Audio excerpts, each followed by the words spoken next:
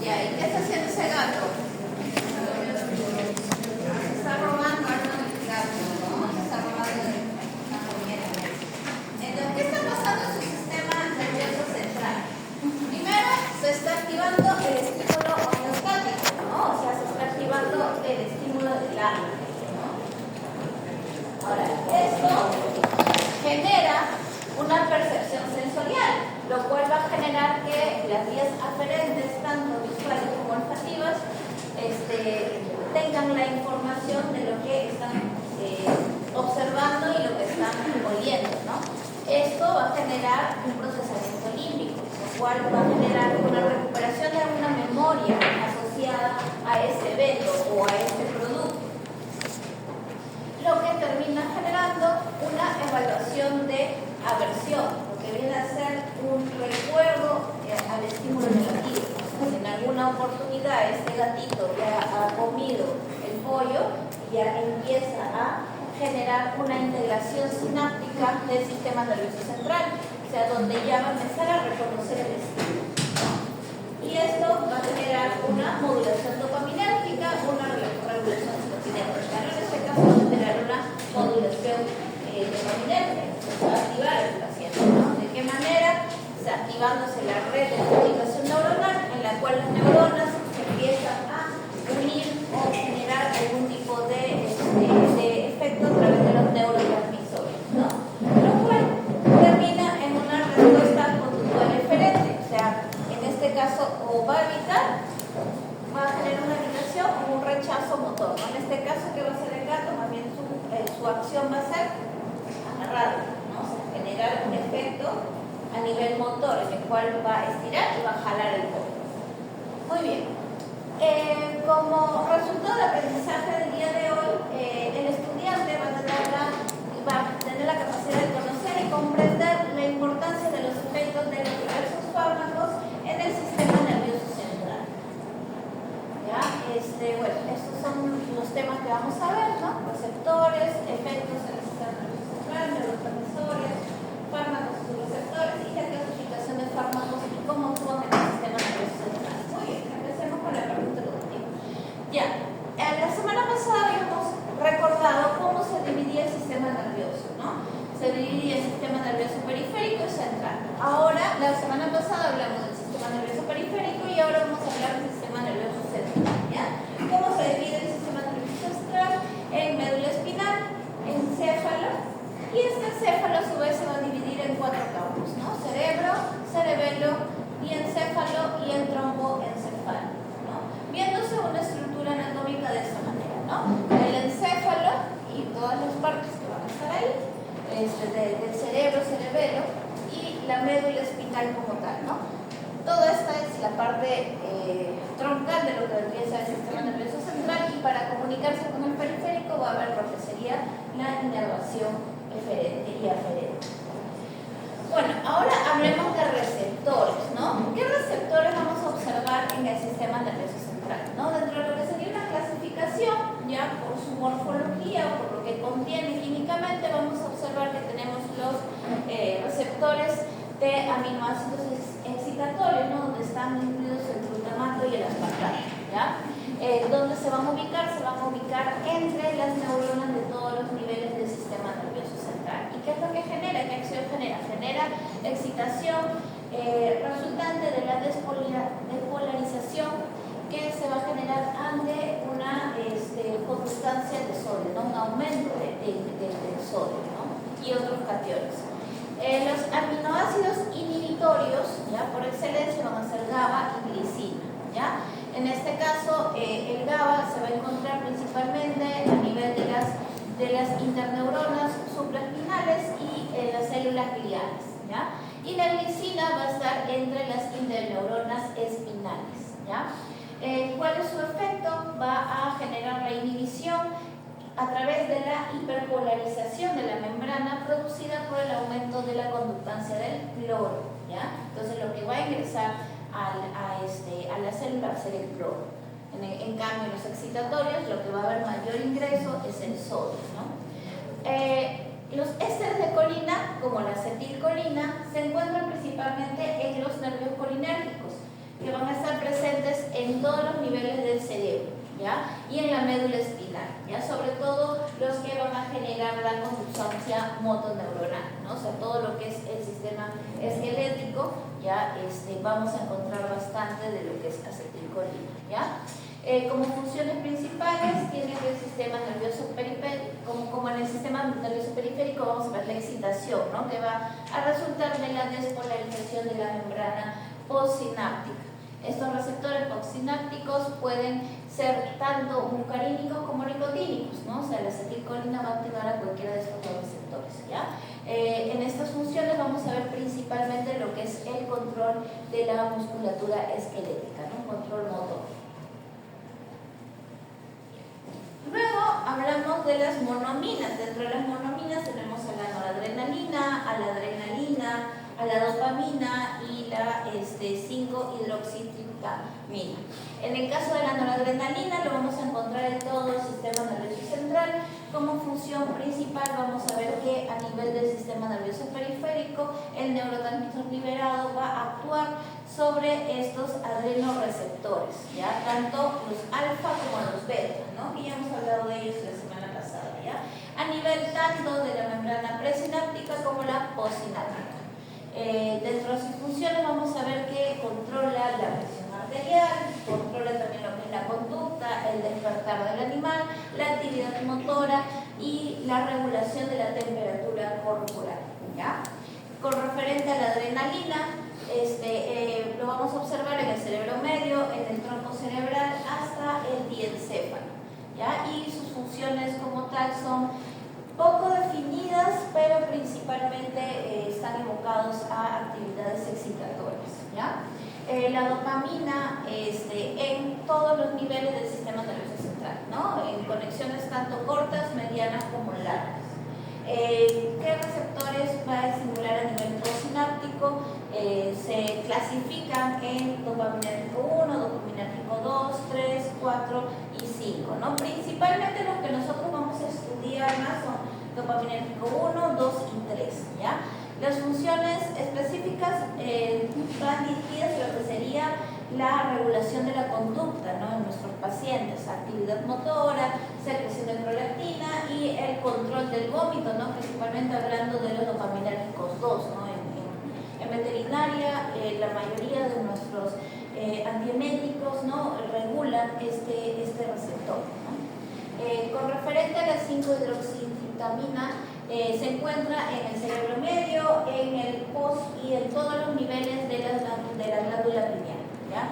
Básicamente involucra lo que sería la regulación del sueño, percepción sensorial, regulación de la temperatura y también de la conducta. Entonces, dentro de los tipos de receptores, ya recuerda que la semana pasada vimos que existen 4 tipos de receptores. En el sistema nervioso central principalmente vamos a ver estos dos tipos, ¿no? Los ionotrópicos y los metabotrópicos, ¿ya?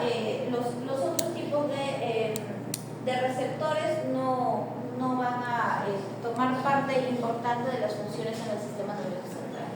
Entonces, cuando hablamos de los ionotrópicos, recordando que hablamos de aquellos receptores que van a tener una apertura directa de los canales, ¿ya? Entonces, básicamente son dianas directas de los anestésicos, los anticonvulsivos y los sedantes, ¿ya? Cuando hablamos del sistema nervioso central, principalmente estamos hablando de todos aquellos fármacos que van a generar tanto efectos anestésicos, sedantes, tranquilizantes, así como modificadores de conducta y de la misma manera lo que vendría a ser modulación del dolor, ¿ya?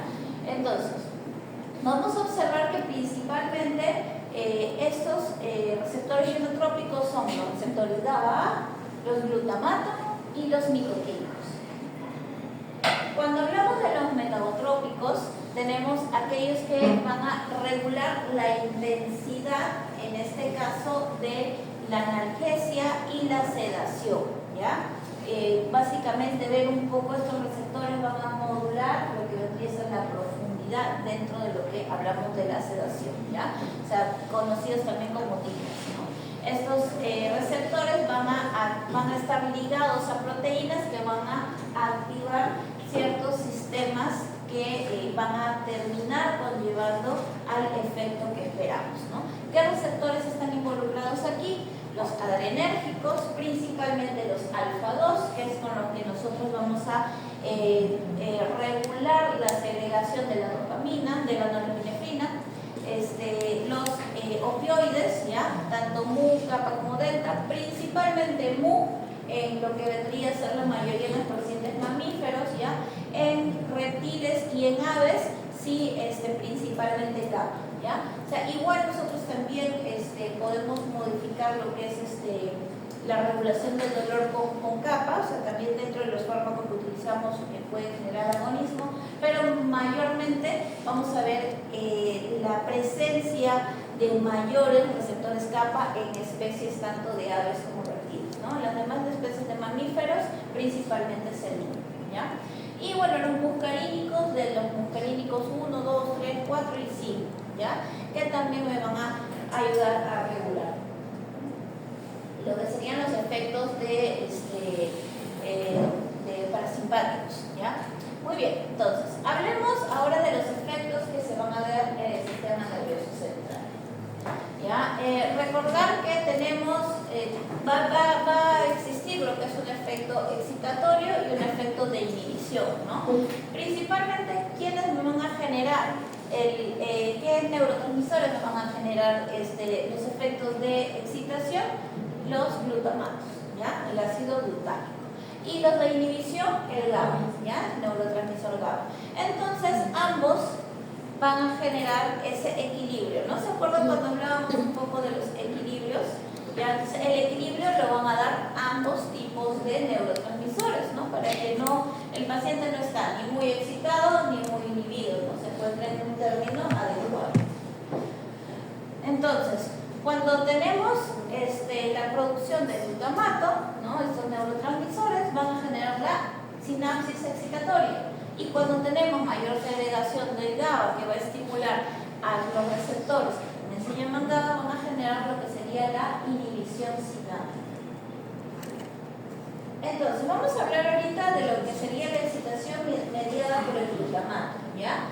Ahorita vamos a hablar principalmente de lo que son los receptores NMDA, ¿ya? Dentro de lo que sería la excitación ligada al glutamato, tenemos, como vemos aquí en la membrana postsináptica, vamos a encontrar los receptores AMPA y los receptores NMDA. También están los receptores kainate, pero en menos cantidad, ¿ya? Principalmente estos dos, ¿no? Porque si comparo un poco los receptores kainate con los AMPA tienen un diámetro un poco mayor a diferencia de kainate, ¿ya? Por eso el gráfico no está, ¿ya? Y los receptores NMDA tienen un mayor diámetro incluso que el receptor AMPA, pero ¿qué es lo que los diferencia? Que el receptor NMDA está bloqueado por una molécula de magnesio. Entonces, ¿qué sucede? Cuando hay una estimulación de los receptores de glutamato que van a unirse a los sitios de acción de ambos receptores, van a generar que ingrese ¿quién? Sodio, ¿no es cierto? Va a haber un ingreso de sodio, principalmente en el receptor AMPA, porque no van a poder ingresar por el receptor NMDA, ya que está bloqueado por el magnesio. Pero esto que genera, va a generar un cambio en la polaridad de la membrana postsináptica, ¿no? Lo vamos a volver positivo. Y este cambio, ya, este cambio a nivel de la membrana postsináptica va a generar que este magnesio se vaya, ¿ya? Entonces, al irse va a quedar libre ese canal, ¿no es cierto? Y al tener un mayor diámetro ese canal, no solamente va a poder ingresar sodio, sino también ¿quién va a ingresar?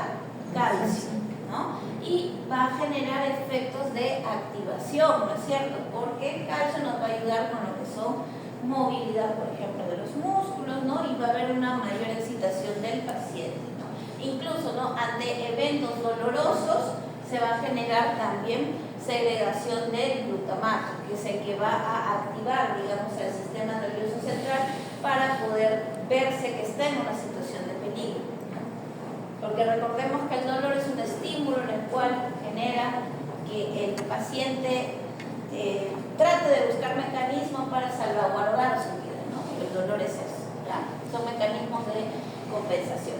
Ahora, el sistema de inhibición lo que va a generar es, a través de la glutamina y el glutamato, generar lo que es el GABA, ¿ya? Ahora, una vez que empieza a segregarse GABA, se pone en una vesícula que va a ayudar a transportarlos a la membrana presináptica y liberarlos en el espacio entre neuronas, ¿no? Para que en la neurona posináptica ya pueda llegar a ir al sitio de acción de su receptor GABA principalmente, ¿ya?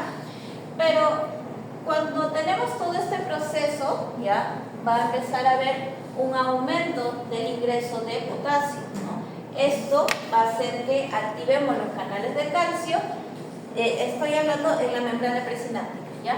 Y estos dos mecanismos van a generar a que esa vesícula donde se está acumulando el GABA pueda movilizarse hacia la parte de la membrana y los pueda liberar, ¿ya? Entonces, una vez que se genere esa liberación, se va a actuar en el receptor GABA, ¿no? Aperturando los canales de potasio y va a empezar a ingresar el cloro, ¿ya?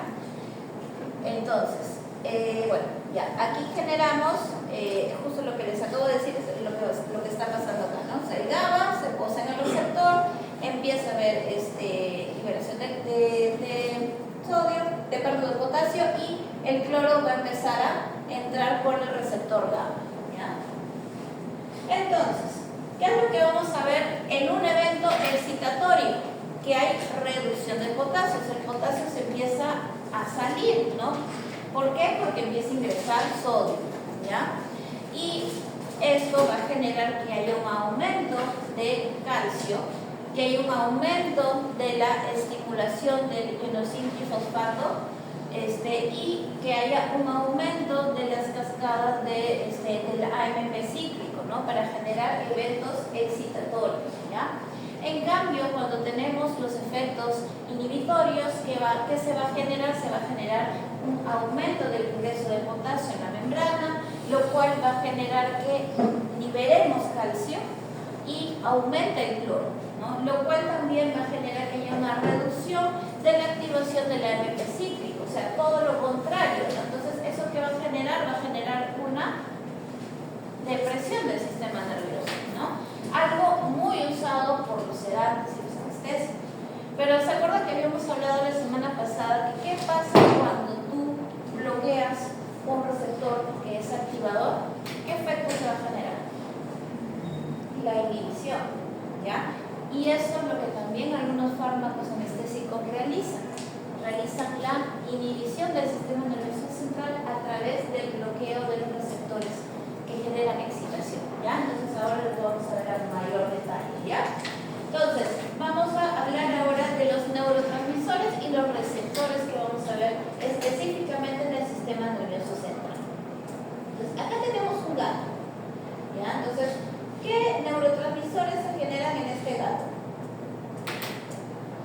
Tenemos aquí el acetilcolina, el GABA, los opioides, la serotonina, la histamina, el glutamato, la glicina, la dopamina y la norepinefrina, ¿ya? Todos estos neurotransmisores son los que principalmente vamos a ver que se segregan o que se empiezan a estimular o a producir cuando tenemos algún tipo de evento, ya sea excitatorio o inducido para el sueño, o cuando tenemos un sueño natural, ¿ya? Entonces, tenemos dentro de estos neurotransmisores van a actuar sobre, ¿no? Lo que vendría a ser los opioides sobre los receptores MU, ¿ya? La acetilcolina en los receptores muscarínicos o los receptores de acetilcolina. Tenemos al GABA, ¿ya? Que va a actuar principalmente en el GABA, la norepinefrina, que va a verse ligado a los alfa-2 agonistas, ¿ya? Lo que sería la estimulación del glutamato va a estimular, como decíamos, al AMPA, al MNDA, al kainato. Tenemos luego, cuando le doy no se le mete mu, ¿no? Como le dije también, kappa y delta, ¿no?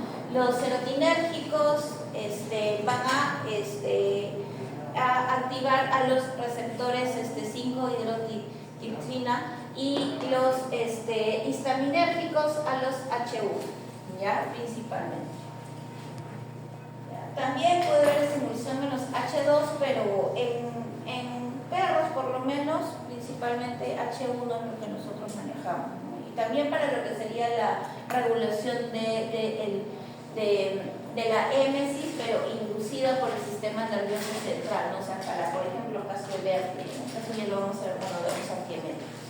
Entonces, podemos observar en qué zonas específicas del cerebro vamos a ver específicamente cada uno de estos receptores, ¿no? Por ejemplo, a nivel de la corteza vamos a ver que vamos a tener a los alfa 1, alfa 2, beta 1, beta 2, así como en el caso de los adrenérgicos, ¿ya?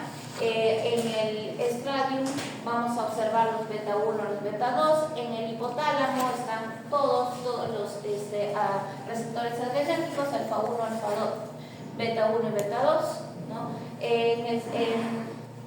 En la zona de la SN vamos a ver alfa 1 y beta 1. En el Leucus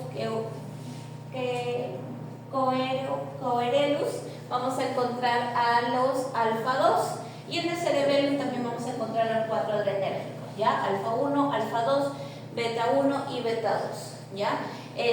A nivel del centro del vómito vamos a encontrar la estimulación de los receptores dopaminérgicos, ¿no? La de 2, de 3 y de 5, ¿no? Pero como les digo, principalmente nosotros vamos a utilizar los dopaminérgicos 2 para el caso de los antieméticos, ¿ya? En el caso del SN vamos a encontrar la dopaminérgico 2, 3 y 5 también. En el hipocampo vamos a encontrar el 1, el 2, el 4 y el 5. En el dorsal statium vamos a encontrar el de 1, de 2, de 5. En el núcleo vamos a observar el de 1, de 2, de 3, de 5. Y en la corteza vamos a ver el de 1, de 2, de 4 y de 5. Ahora, vamos a observar una característica, ¿ya?, de los vasos sanguíneos en el sistema nervioso central. Los vasos sanguíneos a nivel de lo que vendría a ser cualquier estructura, cualquier tejido del cuerpo, lo vamos a ver que está libre y que va a haber un espacio tipo un poro, ¿ya?, de pasaje que se van a encontrar entre los capilares, ¿ya? En cambio, en el sistema nervioso central vamos a observar que tenemos diferencias porque no vamos a encontrar estos poros, ¿ya? Asimismo, están rodeados de una glia que lo protege, ¿no? Lo que conocemos como la membrana hematoencefálica, ¿no? Va a proteger a los vasos sanguíneos a este nivel para que no entre cualquier tipo de fármaco, ¿no? Así como también vamos a tener algunas proteínas mediadoras, ¿no? Que vienen a ser como la seguridad de un lugar, ¿no? Que va a permitir o no permitir el ingreso de ciertos fármacos, como por ejemplo la proteína, la glicoproteína P, ¿ya? Que recordemos que hay ciertas razas de perros principalmente donde pueden tener una falla genética, ¿ya? Y lo cual hace que esta glicoproteína P en el gen MDR1, donde va a generar que esta glicoproteína P no se desarrolle o no funcione de manera adecuada, ¿ya? Con estos pacientes, por eso hay que tener también cuidado como referente al ingreso de fármacos anestésicos, ¿no? Con la dosificación principalmente, ¿ya? Entonces, toda esta protección, ¿qué me evita? También me evita que entren los tóxicos, que los tóxicos ingresen con mayor facilidad, ¿ya? Y esto genera mucho la diferencia, por lo cual un fármaco que es hidrosoluble ingresa con mayor facilidad a los vasos sanguíneos de cualquier tejido, pero no a nivel del sistema nervioso central. En cambio, los anestésicos tienen que tener características de liposolubilidad para que puedan transgredir con mayor facilidad a los vasos sanguíneos del sistema nervioso central, ¿ya? Esa es una característica que tienen muchos de los fármacos anestésicos y analgésicos, ¿ya? Tienen que ser un poco más liposolubles para que puedan ingresar, ¿ya? Asimismo, también puedan tomarse, digamos, ventaja de estas proteínas que van a servir como mediadores de transporte para que los permitan ingresar, ¿ya? Entonces, Importante, la penetración de los fármacos que tengan que ser liposolubles, que sean libres, o sea, no unidas a proteínas plasmáticas y no ionizadas, ¿ya? Entonces, tener bastante cuidado principalmente con neonatos, ¿ya? Neonatos y en casos de inflamación, ¿no? En el caso de neonatos, ¿cuál es el problema? Que esta barrera todavía no está bien estructurada, ¿ya? Lo cual permite que sea mayor, que ingrese con mayor facilidad cualquier fármaco. Entonces, en lo cual tenemos que tener mucho cuidado con el tema de las dosis. Y en el caso de inflamación, al haber un proceso inflamatorio que hay mayor cantidad de líquido, ¿no? Y esto genera un poco presión a nivel del vaso sanguíneo, lo cual puede generar que donde no hay poros pueda haber cierta cantidad de separación, ¿no? Genera un poro como tal. Aparte, al haber inflamación va a haber mayor cantidad de líquido, entonces podría entrar alguna solución que sea hidrosoluble con mayor facilidad, ¿ya?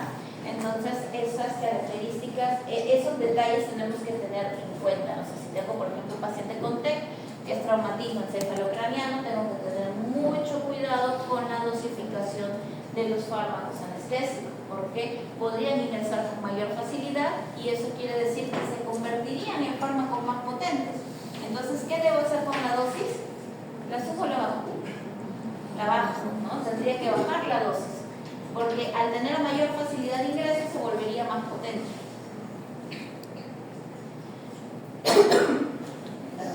Ya. Los fármacos y su receptor. Por ejemplo, cuando hablamos de barbitúricos o de tranquilizantes mayores como la cepromacina, estamos hablando que va a haber implicancia en los receptores principalmente del GABA, ya la cepromacina va por todos, ¿no? Los dopaminérgicos, histaminérgicos, serotinérgicos, ya adrenérgicos incluso, ya, pero este fármaco lo hace a través de convirtiéndose en un parasimpático líquido, o sea, lo va a hacer a través del antagonismo de esos receptores, ¿ya? Igual que la ketamina es un antagonista, va a generar lo que es el bloqueo o reducción, modulación de la analgesia y va a generar un efecto disociativo, o sea, no va a generar una inconsciencia como tal, pero sí va a generar la desconexión del paciente, ¿no? O sea, lo utilizamos también dentro de nuestras estrategias anestésicas por ese detalle, pero lo hace a través de ¿qué? A través del bloqueo también de un receptor excitatorio, lo hace a través del bloqueo del MDA, ¿ya? Y obviamente eso me deja también en el sin generar mayor actividad a cainato y al AMPA, ¿no? Y evidentemente el tramadol, ¿no? Lo va a hacer a través de un agonismo, ¿no? De los receptores, tanto mu-kappa y teniendo en cuenta que incluso hay algunos opioides que van a generar agonismo y antagonismo a la vez, ¿ya? Y eso lo vamos a ver cuando veamos la parte de opioides. Ahora, aquí tenemos, por ejemplo, otro tipo de fármacos, ¿no? Por ejemplo, el Reconcile, que es un fármaco para lo que sería terapia de ansiedad, que es fluoxetin hidroclorido, que tiene un mecanismo un poco más como un nutracéutico, ¿no? O sea, ¿qué es lo que hacen los nutracéuticos? Van a generar ciertos factores que van a funcionar como neurotransmisores naturales, ¿no? Que van a tener la misma afinidad a un receptor y van a generar estos efectos, ¿no? de reducción de ansiedad, de lo que vendría a ser tranquilización, ¿no? Como un sedante sin dejar de generar conciencia en los pacientes, ¿ya?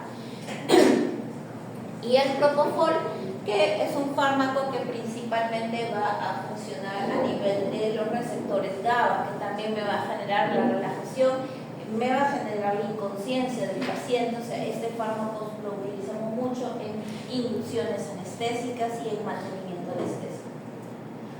Entonces, clasificación de los fármacos y dónde actúan en el sistema nervioso central.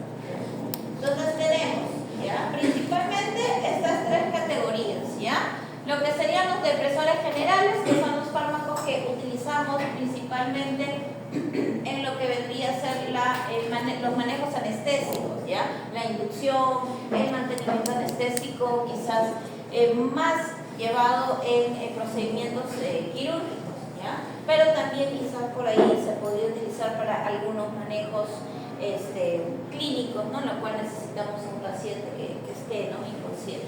Los depresores selectivos ya son aquellos que van a generarnos ciertos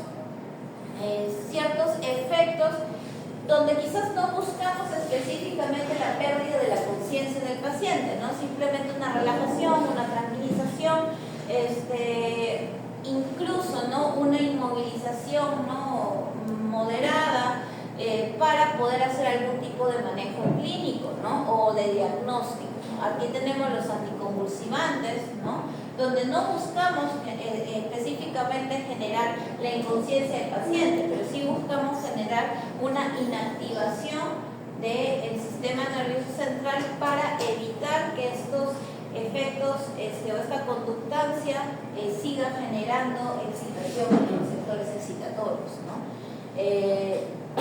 Luego, lo que sería los sedantes y tranquilizantes, ¿no? La silacina es un ejemplo, ya, que me va a generar ambos efectos, ¿no? Un efecto de sedación que viene a ser muy similar a un sueño, pero sin llegar a un sueño. O sea, no lo llegamos a generar la inconsciencia del paciente, pero el paciente va a estar bastante tranquilo, quizás para hacer alguna sutura, colocar algún tipo de vendaje, ¿no? O como Robert Jones en una fractura, ¿no?, en la cual estos pacientes van a estar tan relajados y tan tranquilos que se van a permitir manejar, ¿ya? Y bueno, los opioides, que principalmente su función es ser moduladores de las analgesias, o sea, generar analgesia, y también pueden generar ciertos efectos de sedación, ¿no? No son sedantes como tal, pero pueden estimular a la sedación, y cuando los asociamos entre ellos tenemos un beneficio quizás sinérgico que nos lo aprovechamos mucho, ¿no? Por ejemplo, en MPAs, ¿no?, que son las medicaciones preanestésicas, ya para llevar a un paciente a una anestesia general, ¿ya? Y los estimulantes generales, que más bien son todo lo contrario, ¿no? Son fármacos no antagonistas, sino son fármacos que me van a generar la excitación del sistema nervioso central cuando quizás tenemos un paciente que está teniendo pérdida de funciones vitales de manera propia, ¿no? Y obviamente nuestros manejos manuales no son suficientes para reactivar el sistema nervioso central, tenemos que ayudarnos con medicación, ¿no? Como el Doxapram, ¿no? El Doxapram me va a generar justamente este